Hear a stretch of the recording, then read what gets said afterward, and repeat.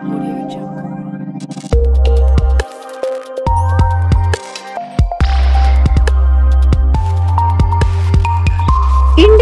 TV9 news Maharashtra.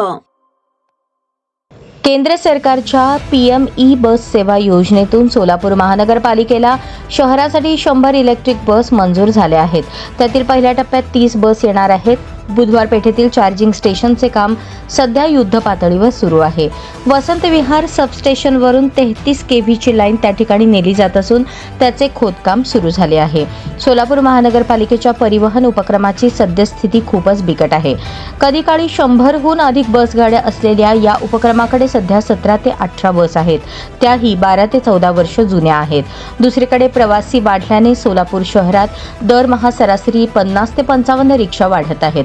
पण आता सोलापूरकरांसाठी जानेवारीत इलेक्ट्रिक बस येणार आहेत, त्यातून रिक्षाच्या तुलनेत निम्मेच तिकीट असणार आहे।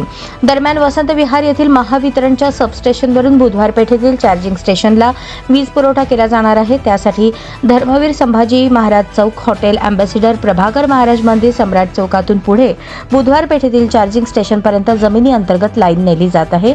त्याचे खोदकाम सुरू असून 1 महिन्याच्या आत त्याचे काम पूर्ण करण्याचे नियोजन आहे। रस्त्यांवरील अतिक्रमण, अरुंद रस्ते, वाहनांची विशेषतः रिक्षांची वर्दळ, पार्किंगची असुविधा अशी सोलापुरातील स्थिती आहे। या बाबींमुळे सोलापूर महानगरपालिकेने केंद्र सरकारच्या योजनेतून मिळणाऱ्या 100 बसगाड्या 12 मीटर नको तर 9 मीटरच्याच असाव्यात असे कळवले आहे। पहिल्या टप्प्यात 30 आणि उर्वरित बस पुढील टप्प्यात मिळणार आहेत।